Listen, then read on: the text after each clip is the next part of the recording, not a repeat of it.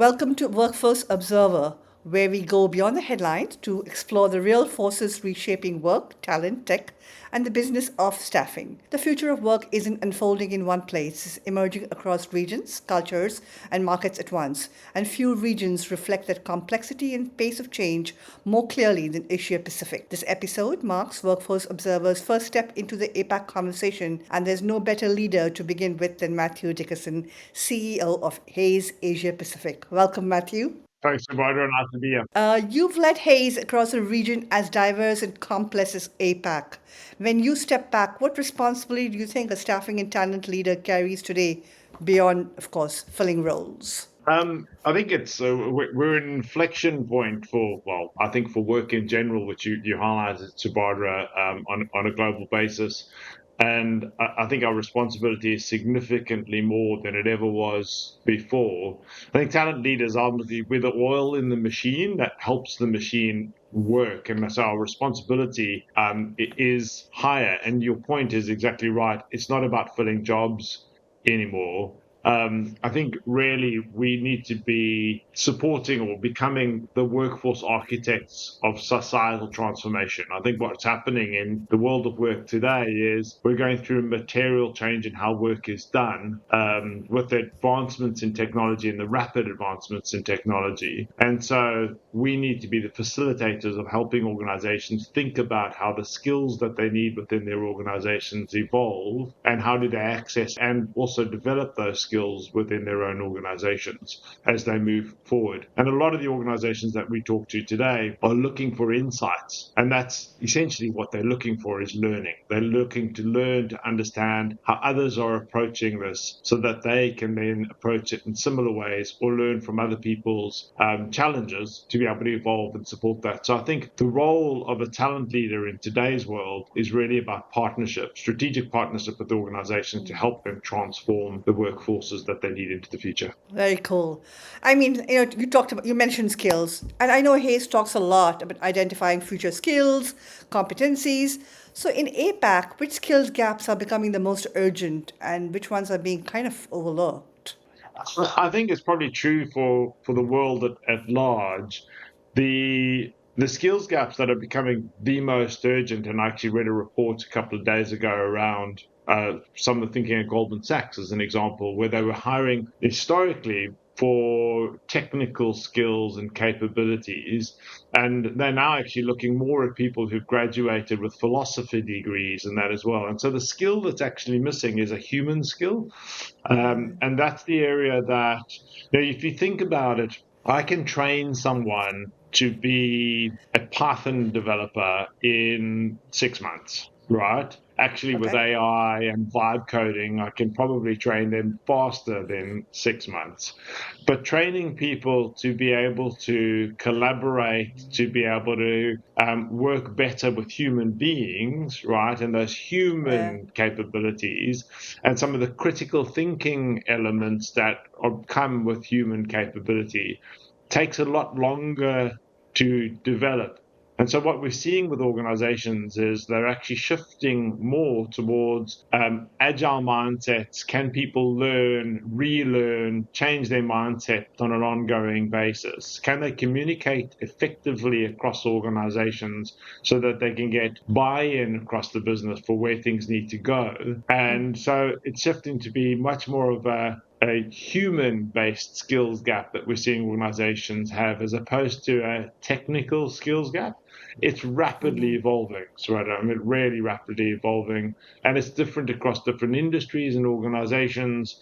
But that's definitely probably the gap that we're seeing more than ever before. We actually, as part of our annual salary guide process, where we kind of let the market know what we're seeing within salary trends, market trends, and that, we did a lot of work around what are the skills gaps that organizations are seeing. And resoundingly from organizations was human skills, right? What was interesting is candidates thought that the skills that they were missing were AI skills and Right. technology skills, Right. right? So Right. there's a Yeah. bit of a Yeah. disconnect between the two.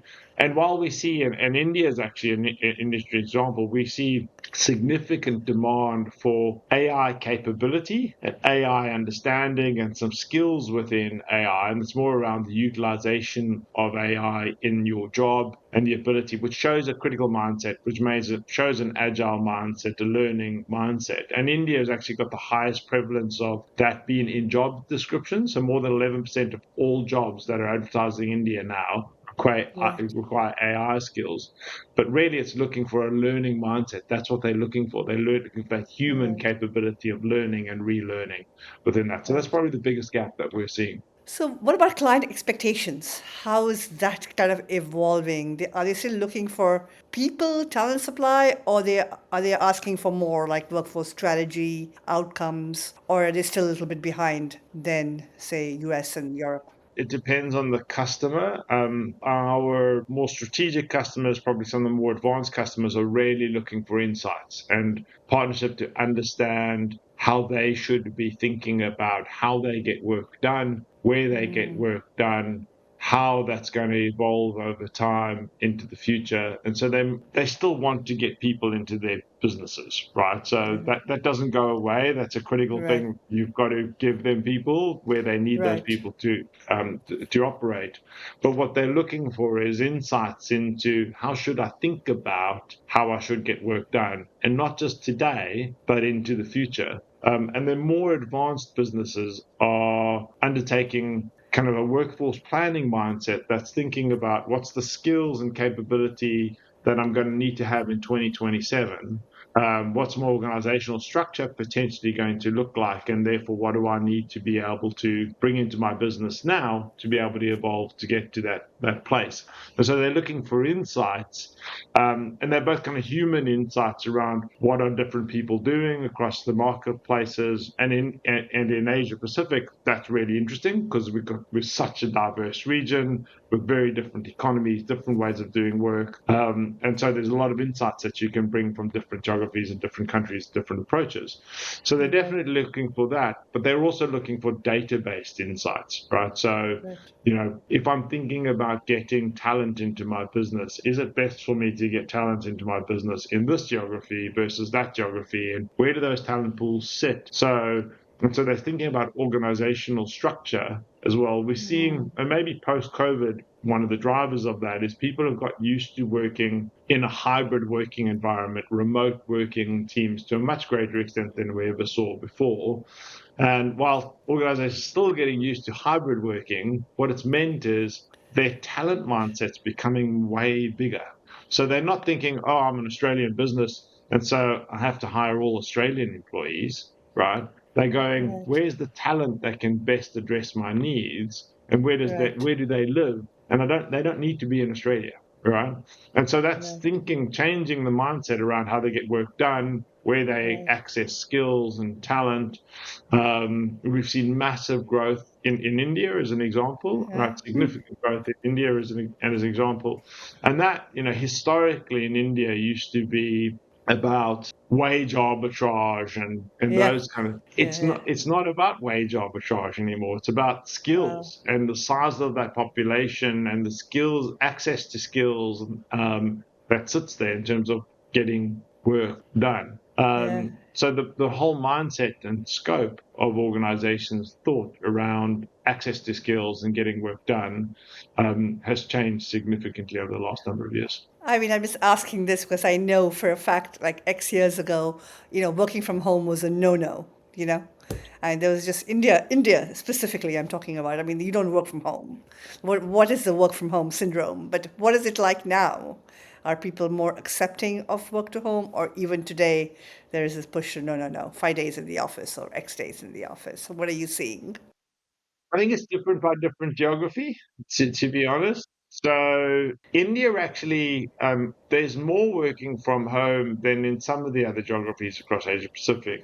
And a lot of people in India through COVID went back to kind of their hometowns and so became quite normal. It's probably become more in office than it was, but there is still an acceptance of hybrid working. If I contrast that to say Japan, we've seen Japan be much more back in the office, less hybrid working, much more 5 days a week from a cultural perspective. And then if you contrast that to Australia, yeah, it's a big geographic country, smaller population, but we're even seeing disparities between places like Melbourne and Sydney. Melbourne had very long lockdowns through COVID, and so much more prevalent towards hybrid working, and it's almost an expectation, whereas Sydney less so, but there is still hybrid working, but probably it's less of a demand than we see in that geography. I think leaders' capability and leaders' mindset around hybrid working is different by different geographies, and they've gone on a very big learning curve over the last number of years in terms of a lot of leadership was I can see you, I know you're working, right? Correct. And so it was visible working, activity based working. And those that have adopted a greater proportion of hybrid working have had to shift their whole mindset to be much more outcomes based. What am I seeing? And am I setting stretch targets and goals to be able to show that actually I'm getting the best productivity out of people? And I think that's probably one of the areas that we're seeing the biggest shift. There was a shift towards, yes, I need to become more outcomes based in terms of how I'm thinking about managing my people from a leadership perspective in a hybrid working environment. But what they battled to do was understand what those outcomes should be, right? Right. And Right. so I think the learning journey there has been about how do I dial up and increase my expectations on what those outcomes should be and then measure those outcomes effectively. And you can see that on a global basis. There's been post-COVID this whole productivity challenge with how do we move the productivity curve. And I think part of that has been around a different way of managing people and elevating the expectations from an outcomes perspective. So I think our leaders have gone on a big learning curve, and I think it's going to just become even greater as we work more collaboratively with AI, as an example, in getting work done, and therefore elevating what are those outcomes that we expect, particularly as we invest more in AI, which doesn't come for free. Right, what is actually the productivity increase that we should do, and how do we measure that, and how do we measure effectiveness through the process? Thank you. I mean, no conversation today is complete without AI. You cannot. So, I mean, and it's reshaping everything. We get it from, candidate matching to workforce planning, yes. But where are you seeing that AI is delivering real value at Hays? I mean, beyond the hype, I mean. I mean, obviously, I think it's helping our people get work done faster, better. There was a BCG study done a couple of years ago, and it's interesting from my perspective on it. They looked at the a normal distribution within population of people, and then put AI in to help them get their work done better. And the distribution moved up and to the right, except for a small group of people that went actually back and to the left. So instead of the distribution just moving all up and right, it did a little bump on the side and then went up and to the right.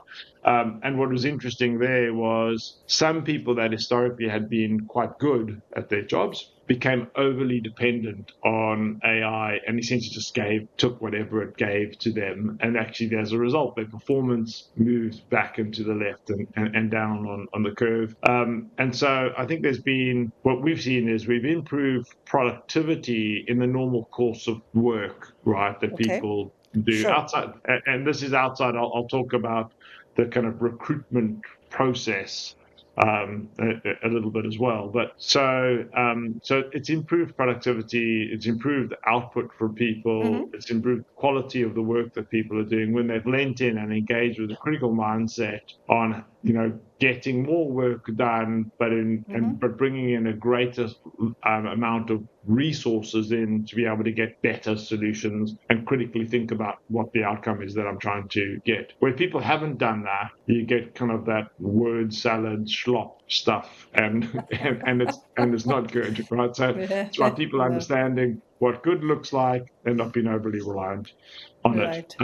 we're doing a lot of work in actually helping our people do their job in the normal course of a recruitment process. And most of that we're thinking about it in terms of how do we improve the customer experience, right? So either directly the customer engaging with us or supporting our consultants have more informed conversations with customers so that they can bring those insights to life that customers are wanting, right? And add a broader set of value to our customers. And how do we use AI to be able to do that at scale across the organization and leverage the knowledge that we have? We're a big global recruitment company. We have millions of conversations with people. We speak, clients and candidates on a day-to-day basis. So how are we bringing that knowledge together to be able to provide insight and guide people on what they should be doing from a workforce perspective, or guide candidates in thinking about where their careers go? The area I think that we've got to be quite careful around is the whole matching concept, and we're treading very carefully on that area at this point in time. It's controlled by very different legislative environments in different geographies around the world. And it's also potentially prone to bias. So from our perspective, we've got to really think about, if you're going to do that, how would you do that? And so I think we're at the very early stages of those processes. I do think it presents an opportunity into the future for creating greater equality, actually, and surfacing talent in a different way to the way it has, because the reality is it's all human today, right? But humans have got inbuilt bias. It's just you can't show that, right? Whereas with AI over time, you'll be able to show it to a greater extent, and so then you can solve for it. So I think actually this presents an opportunity into the future. Yeah, interesting. You're saying that actually maybe with AI, if I read you right, or if I listened to you right, that you could actually balance automation better with human judgment. Look at it and then, I mean, I'm trying to simplify it, sorry, make decisions. Yes, the algorithms can do their work, but that's not the ultimate answer. You could take a look at it and then balance it out by either, looking at pools which are from, naturally underrepresented Yeah. talent markets. Or I see. The flip way of looking at it, actually, in my opinion, because I think people don't look at it like that. They look at it like, oh, the algorithm has done its job and that's it, right? But that's interesting. That's an interesting perspective. Yeah, and I mean, we've seen, I think, if you've seen about some of the changes that we've seen in the marketplace as a result of AI, there's been a material increase in the volume of applications that are Yeah, coming through. right. I think that's both an economic a result of kind of where we are in the economic cycle, Sure. right? We normally see kind of an uptick when economies aren't performing as well as we would want them to, Sure. right? Your Right, right, application rate go up and the demand goes down a bit. right, So right, I think there is an aspect of that, but right, also AI has made it much easier for candidates to apply for jobs and customize their applications to the job right, specification in ways that they've right, never done before. And we've seen some real challenges with that because there's massive volume increase, but also then the CVs are customized. It's harder to find the good quality coming through all of that. And right, so I think there is an opportunity for us to use AI to help us better sift through some of that and surface people. Otherwise, you're just doing it on a people basis, and it's hard to run that scale of assessment, right? And so I think there's an opportunity to surface more talent in a different way, and give them opportunities in ways that they haven't done before. We're doing a lot of work, and I think you're right, you pointed it out, around skills, and it's another role that I think talent leaders today and in the future need to do, is educate organizations on how are they thinking about assessing the people that come into their businesses. And so thinking about how do you assess for skills, use AI to help you assess for skills, which isn't, this is the credentials that I've got. It's about what are the human skills that I've got in terms of learning and capability. And we've got some technology partnerships. And that's one of the reasons why we use it to deploy AI and to assess for those skills and then help organizations do skills-based hiring as opposed to credentials-based hiring. I think we're at the very early stages of that, however, and I think it will really only start to take traction when we can demonstrably show large organizations have done a skills-based hiring, and these are the benefits that have come out of the back of that. But off the back of that, I think we create opportunity for people that never had opportunity before Right. because their credentials didn't put them in the position to get that job. It comes back to the Goldman Sachs, right? Right. Right. I'm looking at Right. philosophy graduates as Right. opposed to maths graduates, right? Right. Right. Um, Right. right. Right. Fair. Fair. Fair. Yeah.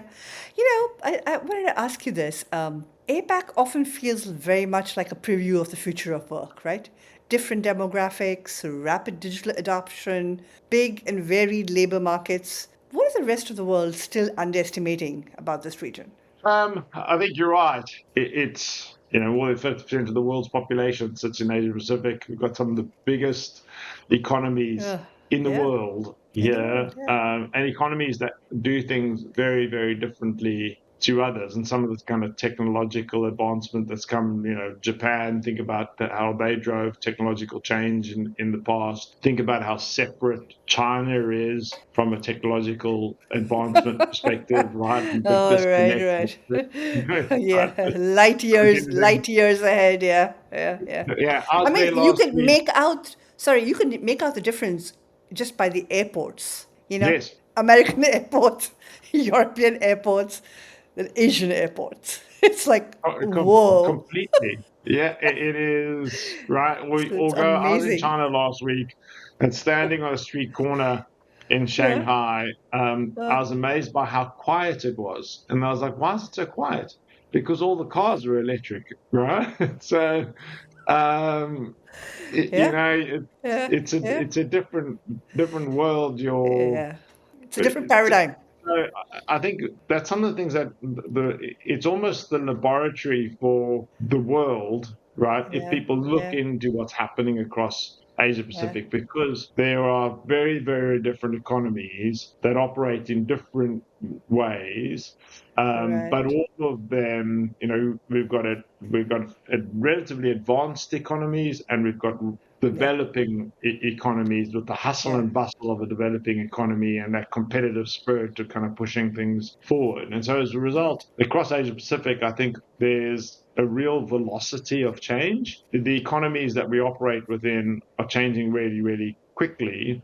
At the same time, a lot of those economies are somewhat dependent on global commerce Yeah, and global relationships, right?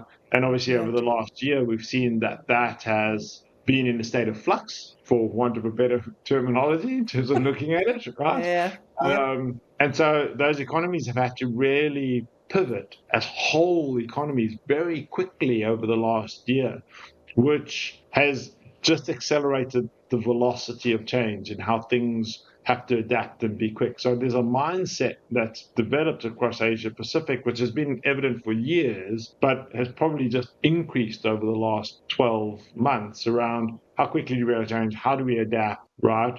And also because of the way some of those economies think about things and governments think about things, there's been investment in developing that. So I think about China as an example. They're running night courses in AI training to train people and workers in AI tools, right?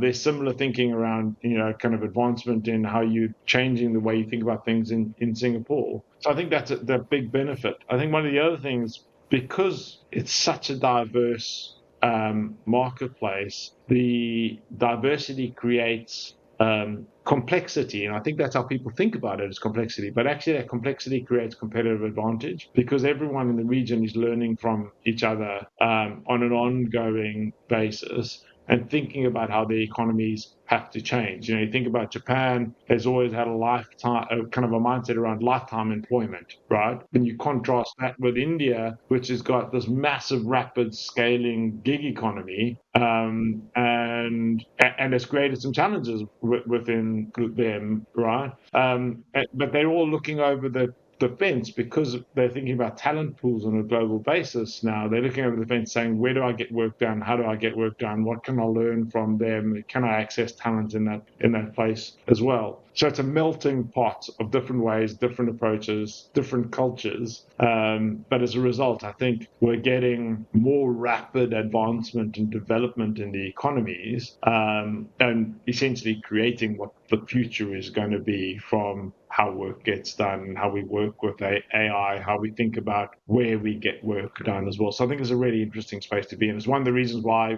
when they asked me to go into this job 2.5 years ago, I said Yeah. yes, because I was like, this is where it's going to be the most interesting Yeah. in the future. And it's an interesting growth, interesting. It's like we're adapting and changing for growth. I think it's a great opportunity. Congratulations.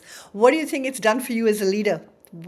How have you evolved just in this 2.5 years?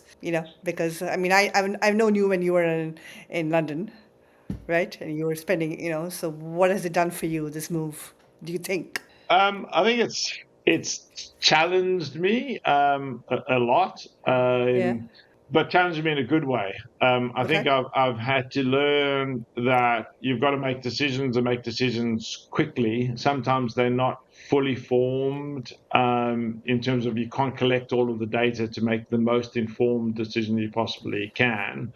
But the diversity of thought and diversity of capability that you have sitting around you, both within your own organization and also increasingly the people that you surround yourself with outside of your work, as in right, your network of people is really important, and getting those insights from those people. I did a course last year. I did the advanced management program at Harvard, which is a kind of long 3-month program. A significant part of it is residential, and there were 165 different people there from 42 different countries. And the diversity of thought and consideration of actually, how are we approaching where the world of work goes, and all the case studies that we went just showed that real diversity of thought supports you in becoming a better leader. And I think one of the things that a leader today has to think about, and that I've had to think about, is you don't always have the answer, right? And it's okay to say that you don't have the answer. You have to know what in different cultures, how that's represented and how people think about it.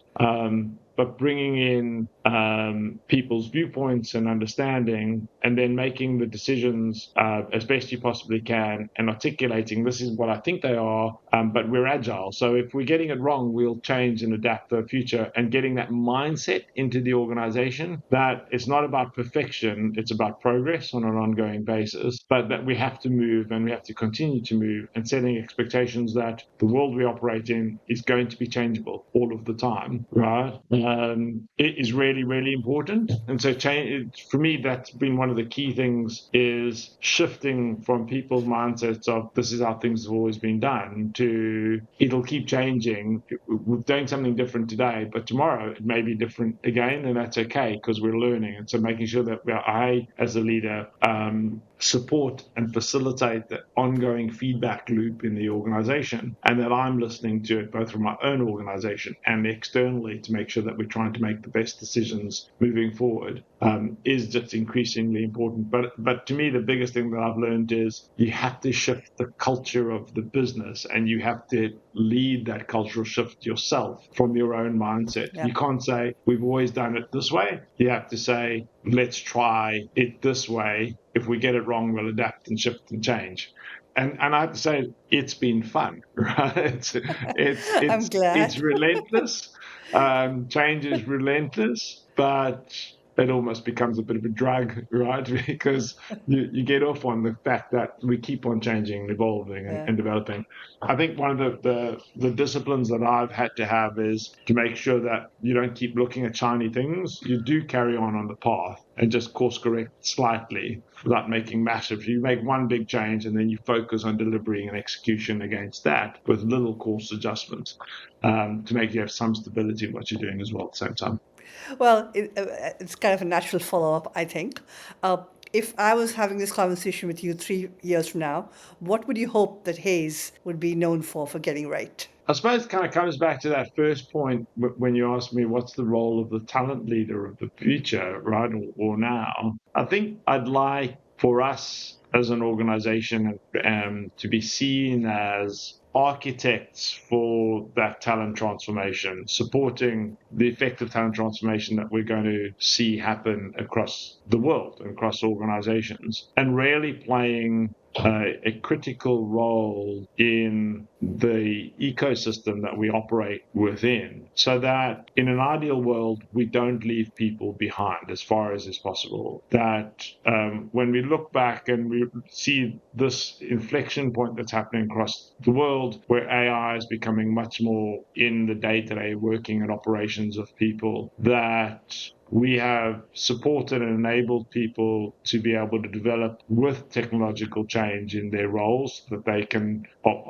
as far as is possible, not be displaced, but actually find pathways to new and meaningful opportunities into the future. And as part of that as well, coming to the other point that I mentioned, that we see a greater proportion of historically underrepresented workers get more opportunity out of the back of that, so that we use the disruption and technological change that's going to be driven out of the back of the changes that we're going to see into the future as creating more humanity, not just efficiency, but more humanity, right, and create more opportunity for people. One of the other things I think from my perspective is that we facilitate and enable an increasing, it gets seen to be done this, an increasing shift towards a skills-first hiring approach done at scale.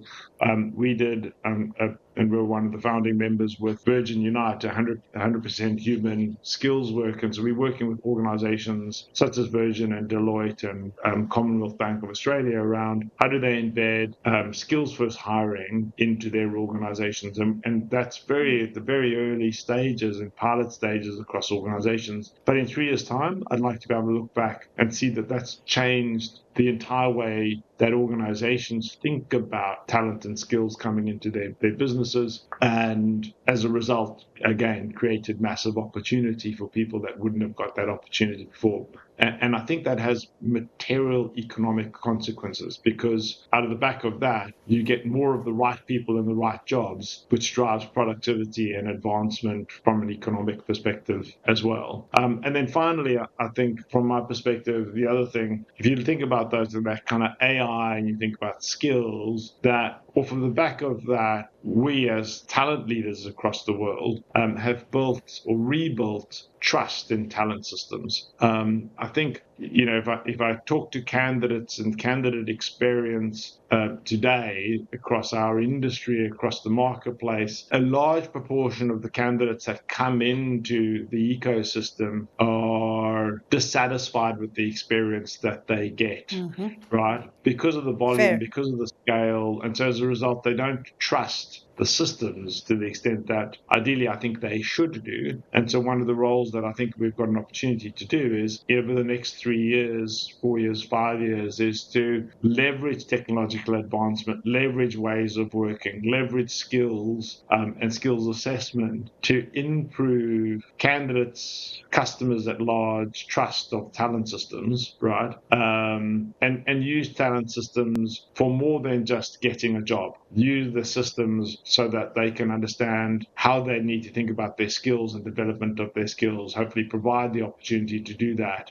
so that they can not just get a job, but evolve to become and do what they want to do, right? And get ever increasingly better jobs over time. And I think that there's the only way that we're going to effectively do that is as organizations is working much more in a partnership environment with across the ecosystem, right, to be able to be very effective at. So that's, from my perspective, probably the three things that I'd focus on. Let's not leave anyone people behind and utilize and leverage technology to be able to do that in a different way, put humanity into processes, drive skills-based hiring, and improve trust within the systems, the talent systems, into the future. Matthew Dickason, always a pleasure. Thank you very much for your insights and your time. Appreciate it. Thank you very much, Roberta. Great to be here.